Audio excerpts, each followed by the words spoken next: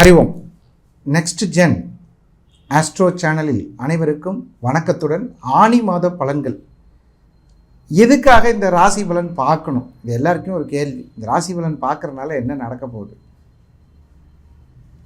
ஒவ்வொருத்தர் ஒவ்வொரு மாதிரி சொல்கிறாங்க ராசி பலன்கள். சார் இதெல்லாம் பார்க்கலாமா வேணாமா சார்? எப்பயுமே நீங்கள் பலன்கள் பார்க்குறது உங்களுக்கு பிறந்த கால ஜாதகப்படி தான் பலன்கள் அமையும். இப்படி பார்க்குறதுக்கு பேர் கோச்சார பலன்கள்னு பேர். கோச்சார பலன்கள்னால் என்ன அப்படின்னு கேட்டால், கோல் சாரம் இன்னைக்கு கிரகம் எப்படி இருக்குது, ஒவ்வொருத்தருக்கும் பார்த்திங்கன்னா நம்ம பிறந்தபோது ஒரு டிரான்சிட் இருந்திருக்கும், அதுதான் அவங்களுடைய ஜாதகமாக அமையும். இப்போ எப்படின்னு கேட்டிங்கன்னா, இன்றைக்கி ஒரு குழந்தை பிறக்குது, அதுதான் அந்த குழந்தைக்கு ஜாதகம். லக்னம் மட்டும் டயத்தை பொறுத்து மாறும். இப்போ ஆனி மாதத்தில் பிறக்கிறவங்களுக்கு காலையில் 6 மணிலேருந்து 8 மணிக்குள்ளே பிறந்தால் மிதுன லக்னமாக பிறக்கிறதுக்கு வாய்ப்பு இருக்குது. இந்த மாதிரி ஒரு ஜாதகத்தில் லக்னாதிபதி எப்பயுமே கெடக்கூடாது. ஒரு லக்னாதிபதி கெடுறதுன்னா அப்புறம் அந்த ஜாதகம் சரியில்லாமல் போயிடும். இதுதான் ரொம்ப ரொம்ப முக்கியம். இப்போ நம்ம சொல்ல போகிற ஜோசியம் ராசி பலன்கள் சுகர்நாடி முறையில்.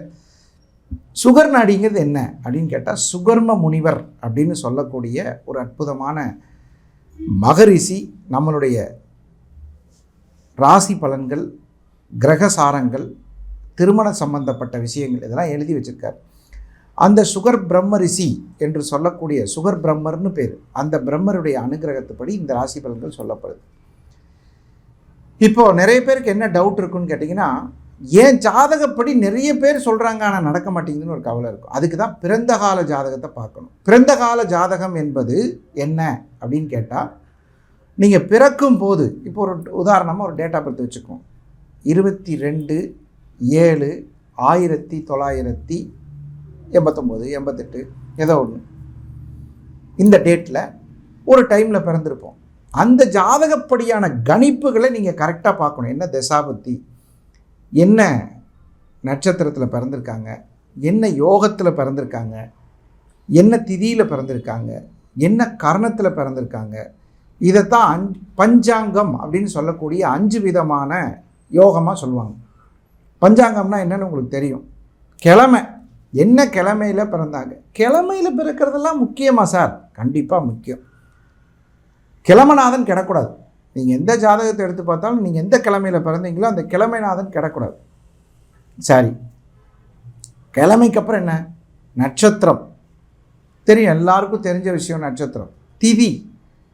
திதியும் தெரியும். யோகம் 27 நாம யோகங்கள் இருக்குது. என்னென்ன நாம யோகம்? விஸ்கம்பம், பிரீத்தி, இந்த மாதிரி நிறைய நாம யோகங்கள் இருக்குது. இந்த மாதிரி 27 நாம யோகங்கள் இருக்குது. ஒவ்வொரு நட்சத்திரத்திற்கும் ஒரு நாம யோகம். எப்படி நட்சத்திரம் அஸ்வினியில் ஆரம்பிக்குதோ அது மாதிரி நாம யோகங்கள் பூசத்தில் ஆரம்பிக்கும். அந்த பூசத்தில் ஆரம்பித்து திரும்ப புனர்பூசம் வரைக்கும் வரும்.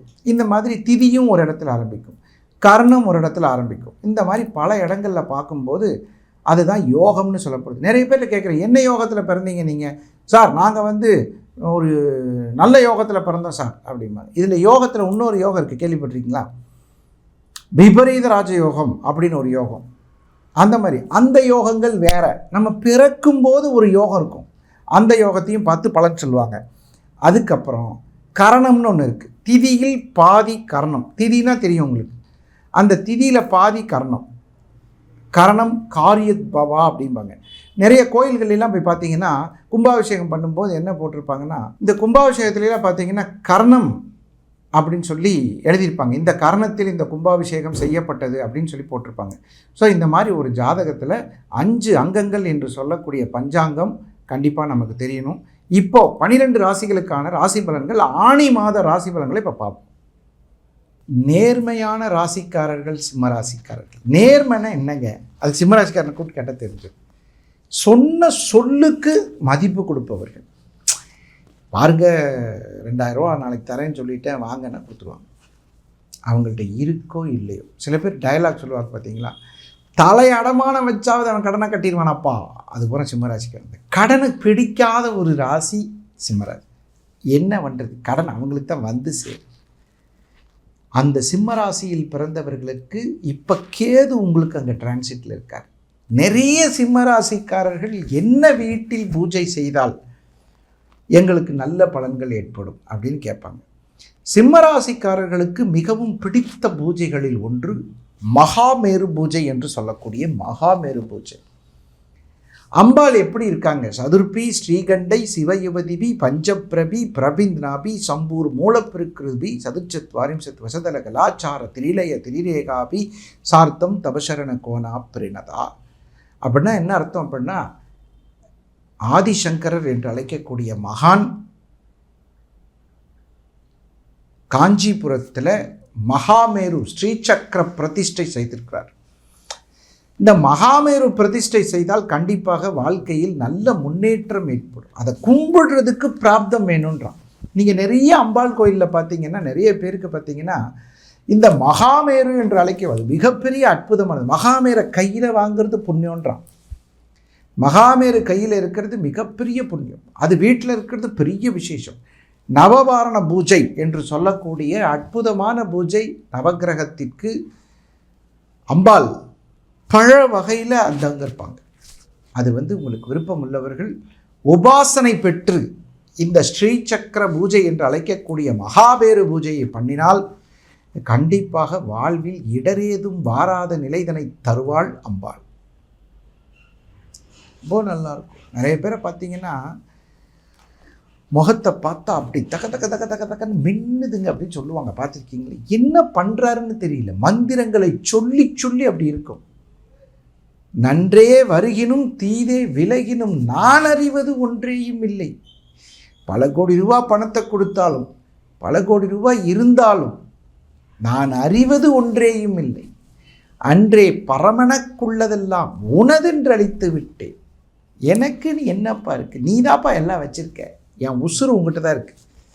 அந்த மாதிரி தெய்வீக சக்தி படைத்த இறையருள் நிறைய பேருக்கு சிம்மராசிக்காரங்களுக்கு உண்டு. இந்த ஆனி மாதத்தில் சிம்மராசிக்காரர்கள் நிறைய நன்மைகள் நடப்ப காத்திருக்கிறது. 7ஆம் இடத்தில் இருந்து வந்த சனி பகவான் 8ஆம் இடத்தில் இருக்கிறார். தெய்வ பயம் இல்லை. தெய்வத்தினால் ஒரு நல்ல விஷயங்கள் நடப்பதற்கு 8ஆம் இடத்தில் சனி பகவான் இருக்கும்போது நடக்கும். மனக்கவலை தீரும். மரியாதைக்குரிய நபர்கள் தங்களை நேரில் வந்து சந்திப்பார்கள். மிகப்பெரிய வெற்றியாளர்களின் சிந்தனை உங்களை தேடி வரும். வயதான பெரியவர்களின் பூரண ஆசீர்வாதம் கிடைக்கும். பிரிந்த தம்பதிகள் சேருவார்கள். மனக்கசப்புகள் விலகும். வியாபாரத்தில் ஏற்படக்கூடிய நிறைய விஷயங்கள் உங்கள் தன்னம்பிக்கை பிறக்க வைக்கும். திருமண விஷயத்தில் ஏற்பட்டு வந்த கசப்பு தன்மை சரியாகும். தொழிலில் இருந்து வந்த அபிவிருத்தி கூடும். சிறிதளவு பணத்தை சேர்த்து வைக்கும் ஒரு யோகம் வரும். மன அமைதி கிடைக்கும். தங்களின் கருத்துக்களை மற்றவர்களுக்கு எடுத்துச் சொல்லி அவர்களுடைய வியாபார தந்திரத்தை புரிந்து கொள்ளக்கூடிய அற்புதமான காலகட்டமாக இந்த ஆனி மாதம் சிம்மராசிக்கு பிறந்திருக்கிறது. குடும்பத்தில் நல்ல பெயர் எடுப்பதற்கு ஒரு வாய்ப்பு வரும். நம்ம குடும்பத்திலே இவர் தான் பாருங்க, நல்ல பரவாயில்ல, வீட்டில் நல்ல சம்பத்தாக பார்த்துக்கிறாரு, இந்த சொத்து பத்தெல்லாம் இவர் தான் சம்பாரிச்சாதுங்கிற நல்ல பேரை கொடுக்கக்கூடிய ஒரு அற்புதமான காலகட்டத்தை நோக்கி இந்த சிம்மராசிக்கு ஆனி மாத பலன்கள் சிறப்பாக இருக்கிறது.